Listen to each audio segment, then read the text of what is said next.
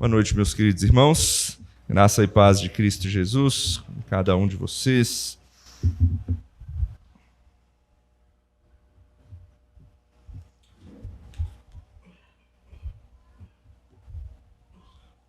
Convidar aos irmãos que peguem suas Bíblias e abram em Atos dos Apóstolos. Nós temos o costume aqui na igreja de pregar os livros de forma sequencial, texto a texto. Hoje nós chegamos no capítulo 6 de Atos. Vamos tratar dos primeiros 7 versículos desse capítulo. É um texto que a gente costuma chamar desse título que está aí, né? A instituição dos diáconos.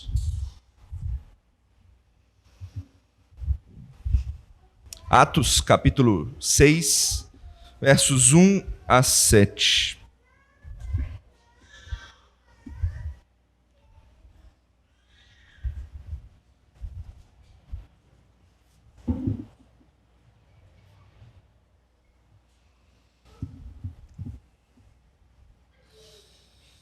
Acompanhe com atenção a leitura da palavra do Senhor que eu vou fazer. O texto da palavra de Deus diz assim, Atos 6, de 1 a 7. Ora, naqueles dias, multiplicando-se o número dos discípulos, houve murmuração dos helenistas contra os hebreus, porque as viúvas deles estavam sendo esquecidas na distribuição diária. Então os 12 convocaram a comunidade dos discípulos e disseram: não é razoável que nós abandonemos a palavra de Deus para servir às mesas. Mas, irmãos, escolhei dentre vós 7 homens de boa reputação, cheios do Espírito e de sabedoria, aos quais encarregaremos deste serviço. E quanto a nós, nos consagraremos à oração e ao ministério da palavra. Parecer agradou a toda a comunidade, e elegeram Estevão, homem cheio de fé e do Espírito Santo, Filipe, Prócoro, Nicanor, Timão, Pármenas e Nicolau, prosélito de Antioquia. Apresentaram-nos perante os apóstolos, e estes, orando, lhes impuseram as mãos. Crescia a palavra de Deus, e em Jerusalém se multiplicava o número dos discípulos. Também muitíssimos sacerdotes obedeciam à fé. Oremos. Senhor, instrua as nossas vidas por meio da Tua palavra nesse momento. Me use como instrumento do Senhor para trazer essa exposição da Tua palavra, dos Teus ensinos, para que a Tua igreja cresça, aprenda mais do Senhor e possamos crescer em frente, conforme o Senhor requer de nós, que sejamos cada vez mais santos e fiéis ao Senhor. É o que eu peço no nome de Cristo Jesus. Amém. O que a gente faz quando a igreja tem algum problema? O pastor Jos que está ali, ele deve saber. A maioria das vezes a resposta de vocês e da igreja, do mundo de uma maneira geral, vai ser assim: chama o pastor. Chama o pastor, a bronca é dele. Ele que se vire com esse problema. Alguma coisa ele tem que saber fazer. Chamem o pastor. Mas aí eu volto com outra pergunta. Será que sempre tem que ser o pastor para resolver todos os problemas da igreja? O pastor tem que cuidar de todas as áreas da igreja? Esse texto vai nos mostrar um pouco disso. E eu vou contar uma história para vocês que o protagonista não é o pastor. No 3º século da igreja primitiva, ou seja, umas 200 de anos depois desse evento aqui, a igreja estava sofrendo uma grandíssima perseguição lá no Império Romano. Aí o imperador da época era chamado Valeriano, e ele promulgou um edito que dizia que todos os bispos, sacerdotes e diáconos deviam ser presos, julgados, e caso não mudassem a sua fé ou negassem a fé, seriam mortos. E tinha um homem chamado Lourenço, e eu não acredito que ele seja meu parente, mas quem sabe. Ele foi um dos homens que foi preso pelo imperador. E ele era um diácono. E antes da condenação, eles fizeram uma oferta para ele, né? Falaram assim: rapaz, já que você é um diácono e mexe com as finanças da igreja, entregue o tesouro da igreja para nós e você vai ser liberto. Foi a oferta que fizeram para ele. E qual foi a resposta dele? De imediato ele se levantou e falou: tá bom. Beleza, fechado. Só que eu só quero pedir uma coisinha. Me dá 3 dias para eu recolher tudo e trazer. Eles arregalaram o olho assim. Ó. Beleza, tá bom, vai lá. E o magistrado concordou e deixou ele sair. Assim que ele foi solto, ele saiu correndo sem perder tempo. Ele pegou todo o dinheiro, recolheu tudo aquilo que era de posse da igreja e ele entregou para pessoas de confiança da igreja. E em seguida, ele começou a reunir os doentes, os pobres, as viúvas e os órfãos da igreja. E aí ele reuniu essas pessoas e com elas ele foi para a frente da corte. O magistrado ele viu aquilo, ficou irado e falou: o que você quer dizer com isso? E ele respondeu dizendo: Senhor, eu trouxe o que você me pediu. Este aqui é o tesouro da igreja com o qual eu trabalho. Obviamente ele foi martirizado e morto em seguida numa fogueira. O que eu quero dizer com essa história? Esse diácono ele estava diante de uma situação difícil. E por que ele fez o que ele fez? Porque foi a forma como ele encontrou para não negar a sua fé, obviamente, e ainda assim conseguir passar algum tipo de mensagem, tanto para os seus inimigos, quanto para a igreja, ou para quem visse a cena, de uma maneira geral. Custou a vida dele. Mas foi uma forma sábia, e dentro das funções que ele tinha na igreja, para fazer aquilo que ele fez, para passar uma mensagem. E conta a história que muitas pessoas se admiraram da coragem desse homem, o que abriu a porta para muitas conversões de cristãos, de pessoas ali, de romanos, das pessoas que estavam ali naquela época, por causa da atitude daquele diácono. Nosso texto de hoje ele também vai falar um pouco sobre o que a igreja fez em uma situação difícil aqui. E a resposta da situação não foi chama o pastor, foi chamem os diáconos. Na verdade, como aqui provavelmente a gente fala que é a história de origem dos diáconos, nem existia esse nome ainda. E então, os apóstolos devem ter falado algo assim: chamem pessoas para serem servos. E servo significa, em grego, diácono. Daí o nome. Mas o foco desse texto, meus irmãos, não são os diáconos. Porque, mais uma vez, Lucas, o que ele está passando aqui para nós? Ele está mostrando o caminho da igreja primitiva ao longo daqueles primeiros anos, daquela caminhada inicial de se desenvolver. E a igreja estava se desenvolvendo.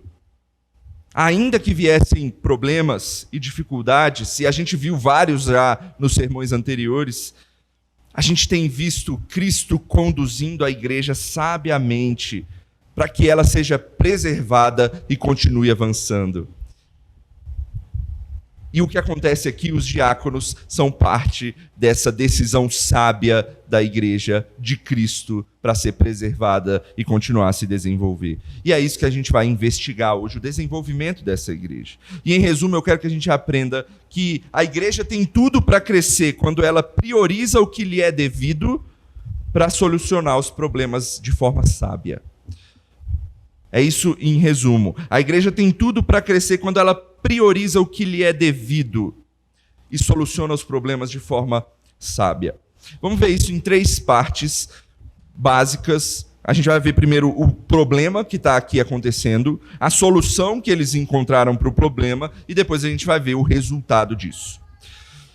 Então, em primeiro lugar, vejamos que a igreja tem problemas. Toda igreja tem problemas. E eles devem ser resolvidos de forma sábia e não de forma apressada, como muitas vezes acontece. Isso faz muita diferença. Veja os versículos 1 e 2 mais uma vez. Ora, naqueles dias, multiplicando-se o número dos discípulos, houve murmuração dos helenistas contra os hebreus, porque as viúvas deles estavam sendo esquecidas na distribuição diária. Então os 12 convocaram a comunidade dos discípulos e disseram: não é razoável que nós abandonemos a palavra de Deus para servir às mesas. Então, naqueles dias, o texto começa assim, né? Naqueles dias, eram os dias após a prisão dos apóstolos. Deve ter passado ali alguns dias, a gente não sabe quantos, após aquela perseguição que eles sofreram. E como a igreja estava? É isso que Lucas vai contar para a gente. O que aconteceu depois da prisão dos apóstolos? O que estava acontecendo ali? E o texto diz que a igreja continua a crescer. Apesar das perseguições, apesar da corrupção que a gente viu lá com Ananias e Safira, a igreja continua a crescer, o que é algo bom. Ela começou a experimentar, agora, entretanto, as consequências que o crescimento traz. Vocês sabem que consequências o crescimento da igreja pode trazer. E eu vejo aqui, ó, estampado na nossa igreja. Se entrar mais, sei lá, umas 10 pessoas aqui na igreja, a gente vai ter uma consequência do crescimento. Vai precisar de cadeira, vai precisar de botar a gente ali atrás, vamos precisar aumentar. Consequências do crescimento. Eu não estou dizendo que são ruins, não. São boas consequências do crescimento. Aumento de espaço, mais gente para acompanhar, precisa de uma administração financeira mais adequada ou mais cuidadosa, que vai demandar mais tempo, e por aí vai. Consequências da igreja crescer. E o restante do texto, do versículo aqui, vai mostrar, vai focar em uma dessas consequências. Qual era? Estava tendo murmuração. Por quê? Porque algumas viúvas estavam sendo esquecidas da distribuição diária. O texto vai nos mostrar 3 problemas nessa primeira parte. E esse é o primeiro. A igreja cresceu e tinha gente que não estava sendo atendida. A igreja tinha um monte de gente e tinha gente que não estava sendo atendida. A distribuição dos alimentos, dos recursos, dos suprimentos para quem precisava não estava sendo feita de forma correta. E me deixe explicar esse primeiro problema aqui. Naquela época, naquela região, existia uma pobreza. A gente vive numa região, numa época completamente diferente. E existia uma pobreza que a gente não vê numa sociedade estruturada igual a nossa, especialmente a gente que vive num meio urbano, numa cidade, uma capital, uma cidade que é mais rica e tudo mais. Fora isso, a expectativa de vida daquela época era muito menor. E os homens normalmente morriam muito mais cedo do que as mulheres.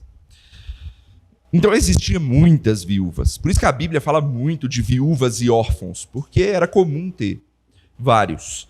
E muitas dessas viúvas ou não tinham famílias ou eram abandonadas como peso da família que tinha. E aonde que elas se refugiavam? Na igreja. Quem cuidava delas era a igreja, elas estavam às custas da igreja agora. E por isso que existia essa distribuição diária de alimentação, de suprimentos para essas mulheres. Esse é o primeiro problema, é o problema mais raso, mais básico. Só que ele não é o único problema. Aqui a gente vai começar a ver uma bola de neve crescendo. Olha o segundo problema que tem gerado deste. O texto diz: houve murmuração dos helenistas contra os hebreus. E por qual motivo que houve essa murmuração? Porque as viúvas deles estavam sendo esquecidas. Opa, calma aí. Tem um contexto nesse esquecimento aqui. Os helenistas, quem são esses dois grupos? Vamos lá. Os helenistas eram os judeus da dispersão. Ou seja, aqueles que haviam nascido fora de Jerusalém, fora da Palestina, crescido fora. Eles tinham cultura grega. Ou seja, cultura helênica, né? Daí vem o nome, cultura grega. E a cultura grega influenciou bastante essas pessoas. Eles eram muito diferentes dos hebreus. Quem são os hebreus? Os hebreus eram os judeus que nasceram ou foram instruídos na própria Palestina, ali em Jerusalém e tudo mais. Então eles eram os que tinham cultura não grega, mas cultura hebraica. E tinha muita diferença entre eles. E essas diferenças geravam certas rixas entre esses dois grupos. O texto não diz pra gente que existia, que era uma questão de rixa e coisa assim. Mas o texto está mostrando para nós que tinha uma tensão entre os dois grupos. Mesmo entre aqueles que foram convertidos ao cristianismo. Então, essa murmuração, e meu irmão, toda murmuração é pecaminosa. Ainda que o motivo aqui fosse correto pela murmuração, porque tinha pessoas sendo de fato esquecidas ali na distribuição, ela revela para a gente que está tendo uma tensão na união da igreja. Logo, o problema não é só que a igreja cresceu e não estava atendendo todo mundo. O problema estava extrapolando isso, chegando a talvez, se permanecesse esse problema, a um possível até divisão da igreja. E esse segundo problema é mais complicado. Alguma coisa precisa ser feita. Então eles chamam os apóstolos. Só que vocês sabem como é, né? Eu disse que é uma bola de neve. E aí então a gente vai chegar em um terceiro problema, porque o problema vai crescendo. E aí eles chamam os apóstolos. E o verso 2 diz que os apóstolos tinham algo a fazer, eles sabiam que precisava algo a ser feito, e eles convocam a igreja, eles convocam a comunidade dos discípulos. E antes de dizer o que deveria ser feito, eles revelam o terceiro problema. Você viu aí? Eles disseram: não é razoável que nós abandonemos a palavra de Deus para servir às mesas. Qual é o terceiro problema, então? Em outras palavras, o que eles estão dizendo? Nós não vamos ter tempo para nos dedicar à oração, a meditar na palavra, para poder pregar e ensinar cada vez melhor, e ainda ter que cuidar de todos os problemas sociais da igreja. Não dá, não tem tempo para fazer tudo isso. Não dá para colocar todas as cargas nos nossos ombros. Então, um problema que estava surgindo ali de má distribuição, estava gerando uma certa rixa, poderia chegar em divisão, precisava ser tratado, só que estava dando peso para os apóstolos. O que a gente vai fazer? O grande teólogo John Stott, ele diz que esse último era o maior dos problemas. Porque ele diz que a igreja passou por perseguição, a igreja depois passou pela corrupção interna, no caso lá de Ananias e Safira, e agora a gente tem um problema que às vezes a gente não dá valor para esse tipo de problema, que ele chama de distração. Fazendo com que os apóstolos olhassem menos para aquilo que devia ser priorizado, a pregação da palavra e a oração. Por quê? Para cuidar de coisas que devem ser cuidadas. Então, a gente tira da prioridade para cuidar daquilo que deve ser cuidado. Mas é um problema, porque eu estou deixando de fazer aquilo que é prioritário. Ou seja, é uma distração do inimigo, John Stott diz.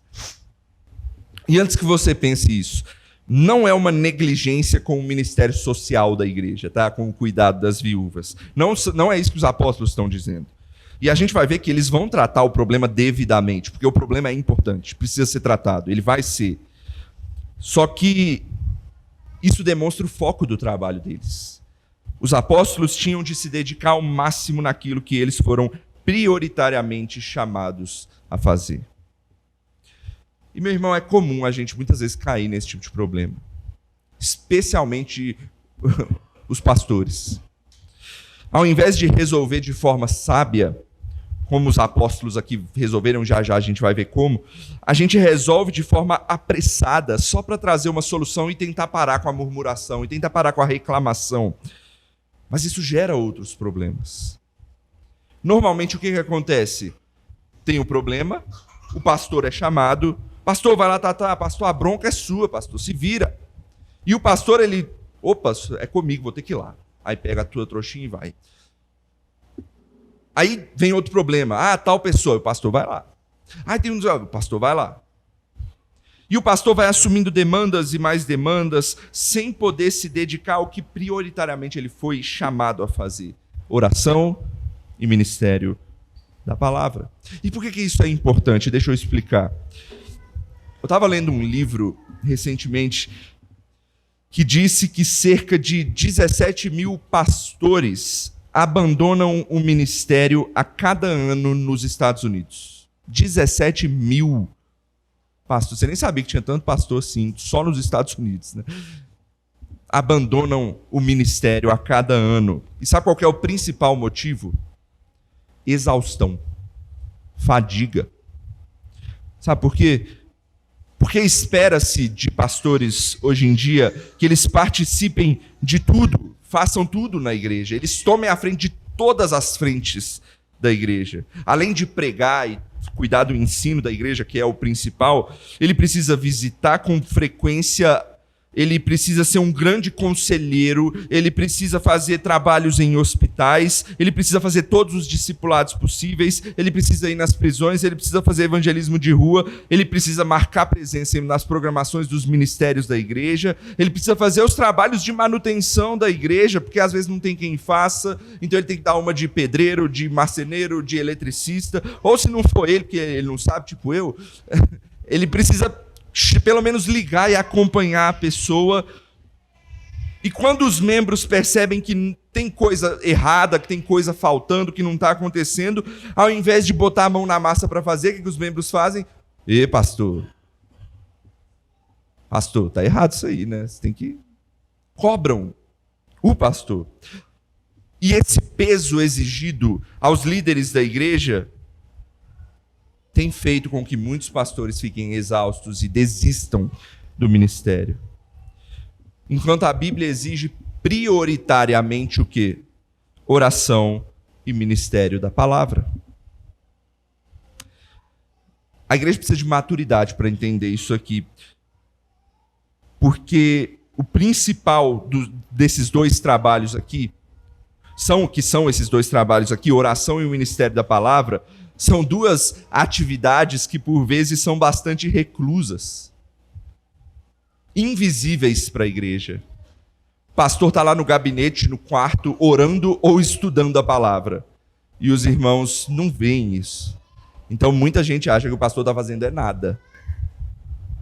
E eu não quero que vocês entendam, nessa primeira parte, que é um desabafo meu. Até porque parece, né? Podia ter pedido um presbítero para pregar esse texto. Mas como um incentivo, eu quero que vocês vejam esse texto. Não como um desabafo, mas um incentivo para que a igreja veja que ela pode botar a mão na massa e trabalhar por si mesma. Ela pode buscar outros na igreja igualmente capacitados para fazer o trabalho. E não só olhar para um, mas para todos, porque toda a igreja tem que trabalhar. A forma apressada que eu quero dizer nesse primeiro ponto, que a gente muitas vezes usa, é olhar sempre para a mesma pessoa resolver o problema. Às vezes não, pode nem ser o pastor, pode ser um da igreja, e ele é sobrecarregado, porque sempre é ele que resolve o problema. A gente tem que aprender a diversificar e todo mundo trabalhar. E é isso que a gente vai ver no segundo ponto do texto, na solução que os apóstolos encontram. Então, em segundo lugar, a gente vai ver que a igreja funciona melhor quando cada um entende o seu trabalho. A igreja funciona melhor quando cada um entende o seu trabalho. Olha os versículos 3 e 4. Mas, irmãos, escolhei dentre vós 7 homens de boa reputação, cheios do espírito e de sabedoria, os quais encarregaremos deste serviço. E quanto a nós, nos consagraremos à oração e ao ministério da palavra. O que os apóstolos então decidem fazer é que não são eles que vão resolver o problema. Eles vão delegar a solução para outros fazerem. E é aqui que entram em cena o que hoje a gente chama de diáconos. Aqui no texto eles ainda não são chamados assim, mas certamente foi daqui que se originou o ofício, porque as características deles e os serviços designados aqui a eles são exatamente o que a gente espera dos diáconos hoje em dia. E, inclusive, aqui a gente pode ver que é um ofício, porque, inclusive, há imposição de mãos dos apóstolos sobre aqueles que foram escolhidos. Portanto, aqueles que são chamados para salvar o dia e não deixar a igreja se dividir e solucionar o problema da divisão social ali da igreja e não deixar o ministério da palavra ser negligenciado. Olha quantas resoluções eles vão trazer para a igreja. São os diáconos. Então, meus irmãos diáconos presentes aqui, vejam aí a importância vital de vocês para a igreja. Mas deixa eu dizer uma outra coisa. Por mais que o substantivo aí, o nome diácono, não esteja no texto, a palavra diácono está no texto como verbo. Como eu disse, o verbo grego diácono significa servir. Então ele está aqui no texto. Eles vão ser designados para esse serviço. Ou seja, eles vão ser designados para diaconar. É como se fosse assim que tivesse escrito no grego.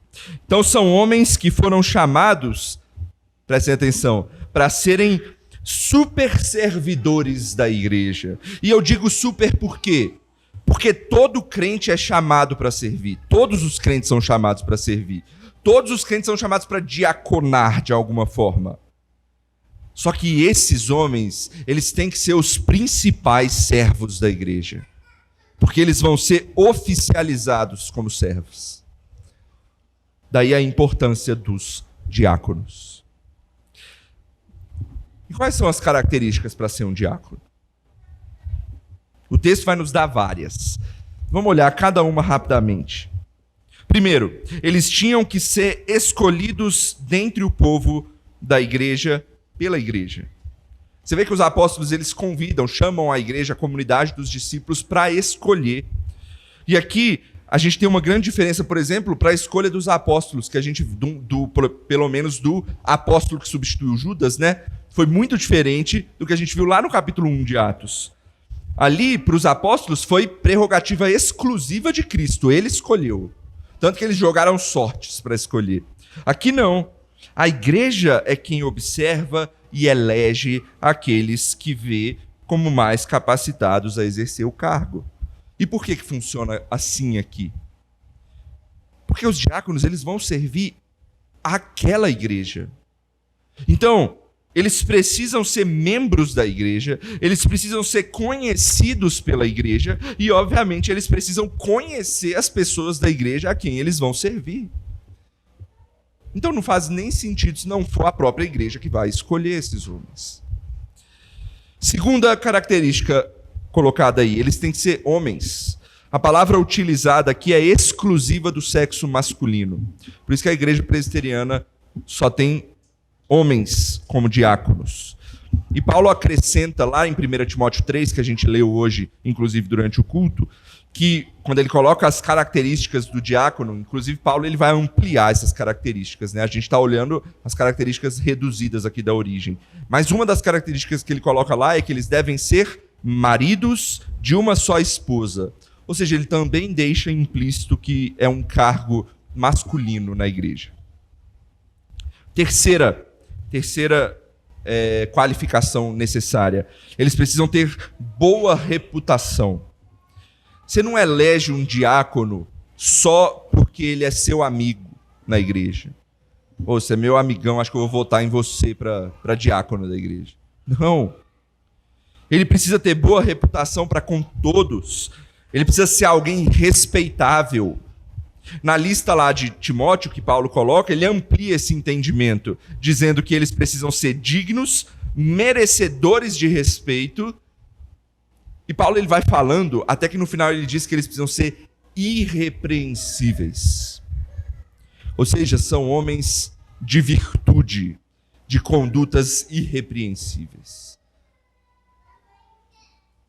Quarta característica aí do diácono, da qualificação do diácono. Ele deve ser cheio do Espírito. O que ele quer dizer aqui? O cara tem que ser crente de verdade. Sabe, não basta ser um homem que frequenta a igreja regularmente, mas alguém que de fato demonstra amar o nosso Senhor e Salvador Jesus Cristo, amar o Evangelho. Ele tem que ser crente, ele tem que ser cheio do Espírito Santo. Você olha para ele e você fala, rapaz, esse cara é crente. Esse homem é um homem de fé. É essa qualificação que está sendo colocada aqui. Quinta característica, quinta qualificação, ele tem que ser, aí o cheio está tanto do Espírito quanto de sabedoria. Então, quinta qualificação é cheio de sabedoria. Os diáconos mais conhecidos na Bíblia são dois. Quem? Estevão e Filipe. E por que eles são os mais conhecidos? Nem é pelo serviço diaconal, sabia? É por pregar a palavra de Deus. É verdade que a Bíblia diz que os presbíteros são encarregados do ensino. Mas isso não significa que os diáconos não precisem conhecer a Bíblia. Na verdade, é o oposto. Eles precisam muito, porque eles devem ser cheios de sabedoria. E a sabedoria que está sendo dita aqui, obviamente, ela só pode ser encontrada na palavra revelada por Deus. Então, diáconos, por mais que vocês não tenham a função do ensino na igreja, vocês precisam ser cheios da palavra de Deus, de sabedoria. Por fim, a última coisa escrita aí no versículo, eles devem ser prontos para serem encarregados do serviço. Eu coloquei isso aqui como uma qualificação, por quê? Porque não adianta nada ter todos os predicados acima que eu falei, e a pessoa não está a fim de trabalhar, ou a pessoa não ter tempo para trabalhar, ou a pessoa não morar próximo à igreja, ou ser uma pessoa que mal vem para a igreja e não consiga exercer o trabalho.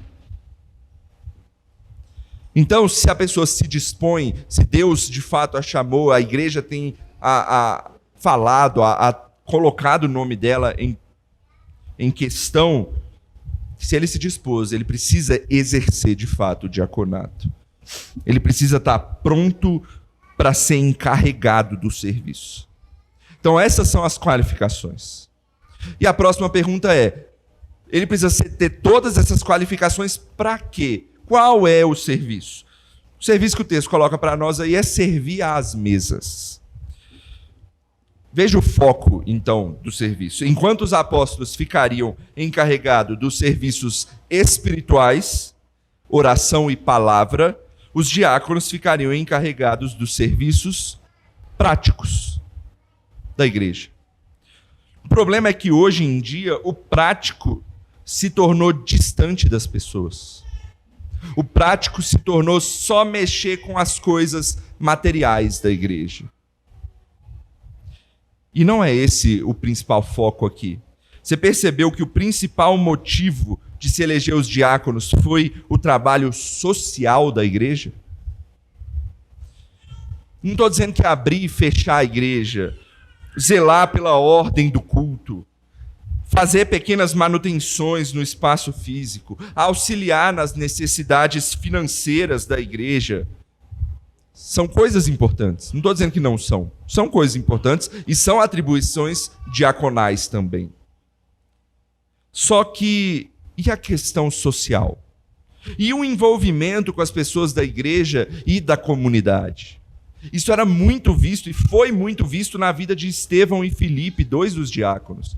Eles saíam pela comunidade e até extrapolaram a comunidade para pregar o evangelho e cuidar das pessoas.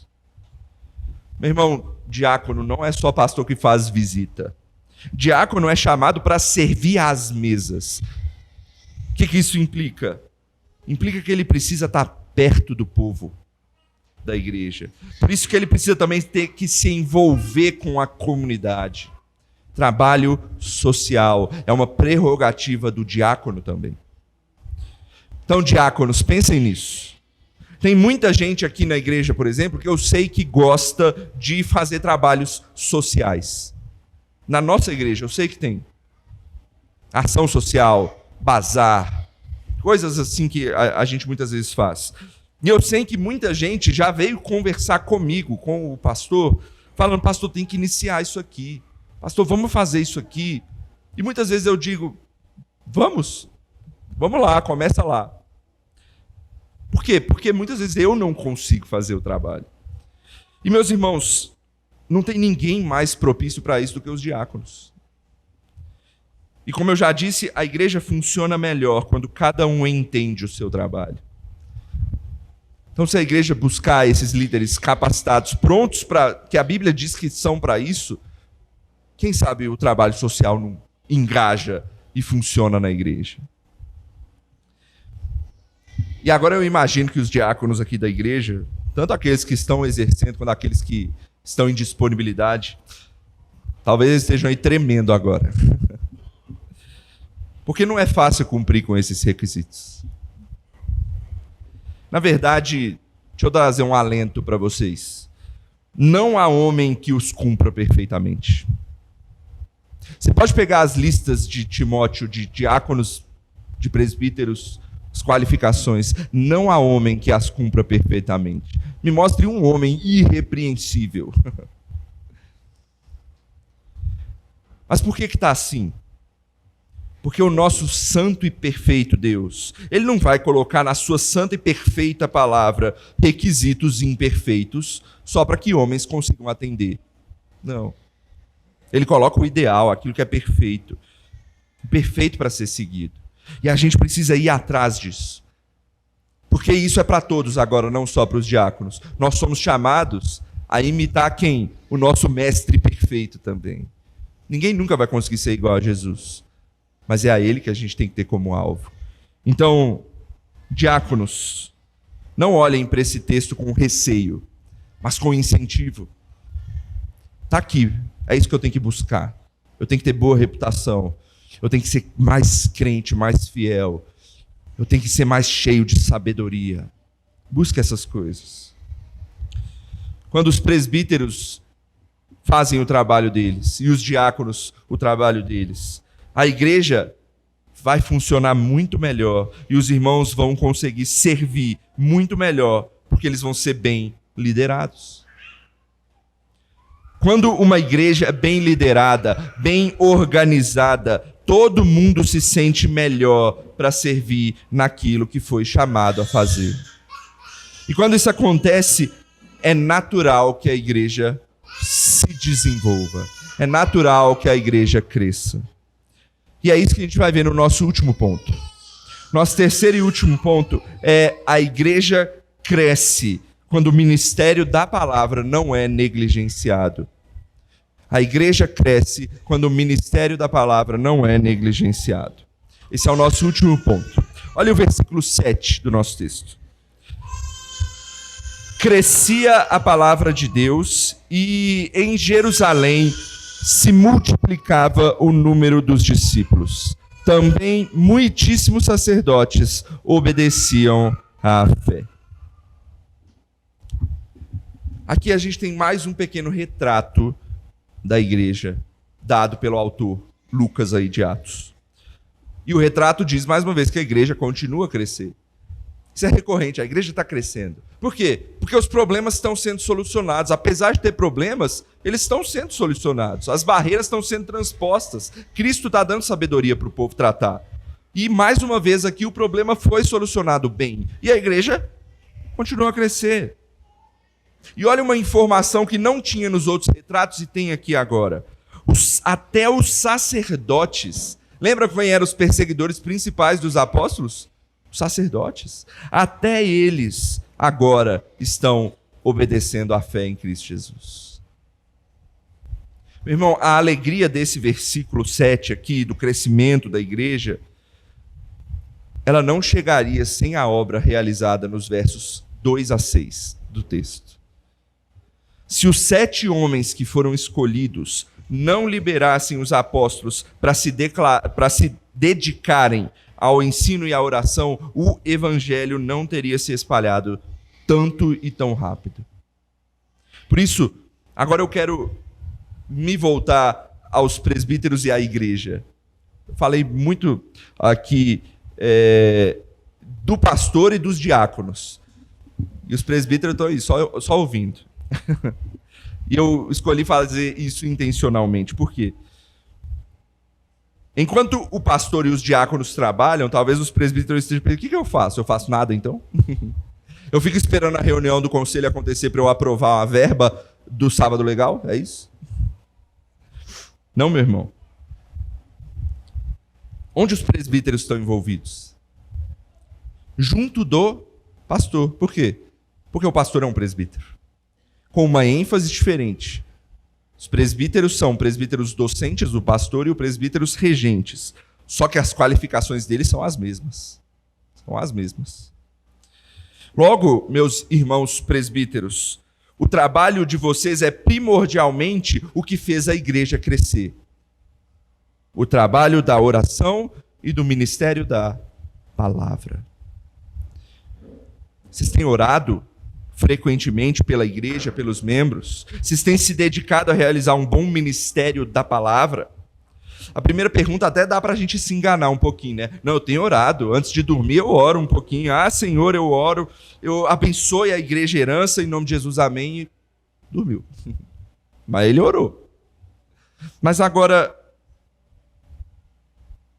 será que a gente realmente tem se dedicado ao nosso ofício conforme as atribuições principais que ele requer? Um ministério da palavra é muito mais do que pregação. Envolve o ensino tanto público como privado também.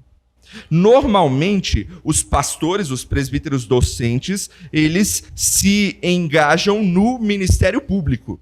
Eles pregam, eles dão o ensino nas escolas dominicais, nos estudos bíblicos. Obviamente, os presbíteros ajudam um ou outro ali.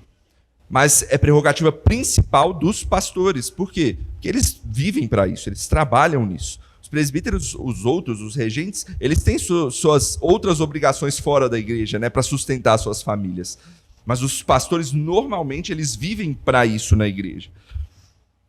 Só que há espaço para um ministério privado na igreja também.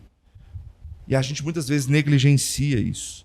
Discipulados, aconselhamentos. Mas é preciso estar cheio da palavra para isso. É preciso ter um ministério engajado na palavra de Deus para isso funcionar. Portanto, queridos irmãos presbíteros, vocês foram chamados para ser ministros da palavra de Deus.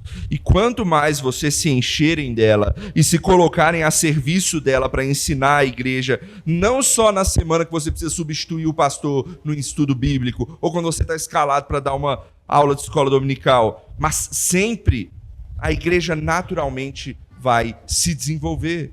Por quê? Porque a igreja cresce quando ela é fortalecida na palavra de Deus. Esse é o ministério prioritário da igreja. Esse é o ministério prioritário da igreja. A ação social que os diáconos fazem é muito importante. Só que o que a igreja faz de mais importante é anunciar Cristo Jesus para a salvação do mundo.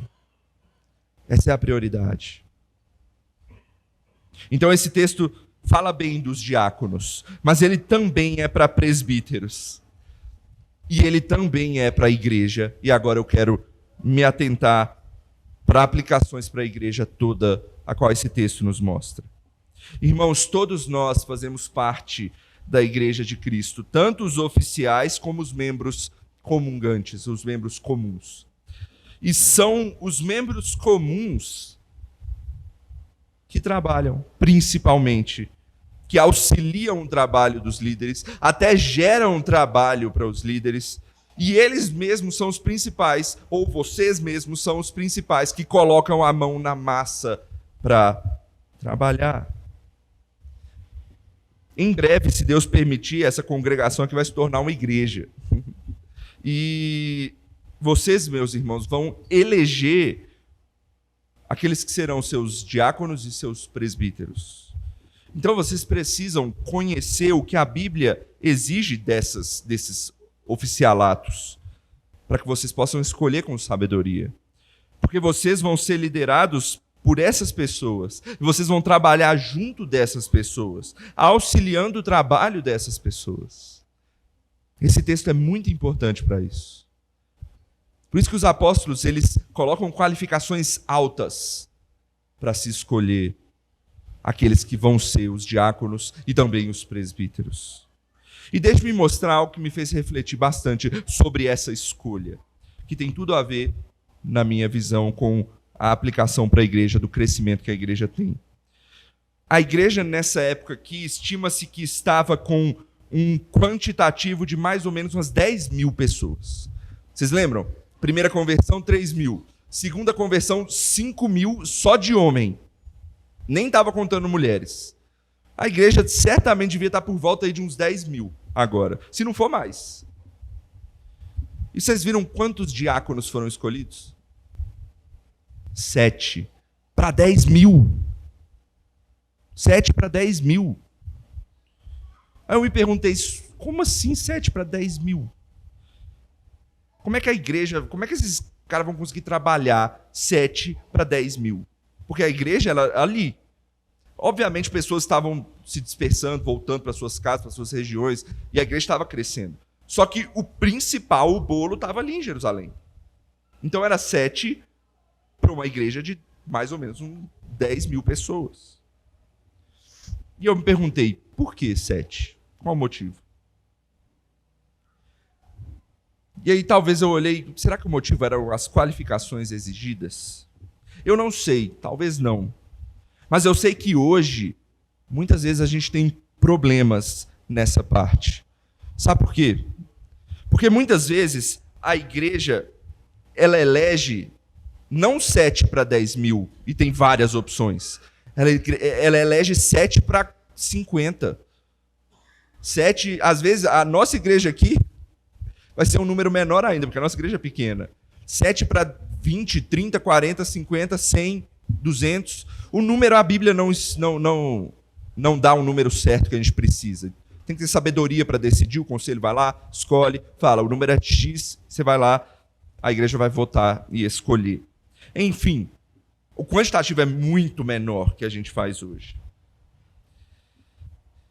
E como não tem tanta gente para escolher, às vezes eu sinto que a igreja se acostumou a pensar assim, aquele ali ajuda. Ele falta um domingo ou outro, mas acho que dá para votar nele, já que eu tenho que votar mesmo. Muitas vezes a gente quantifica por menos a qualificação daqueles a quem a gente vota. O que eu quero dizer com isso? É que, irmãos, está nas nossas mãos, estão nas mãos de vocês. Mudar essa mentalidade na igreja.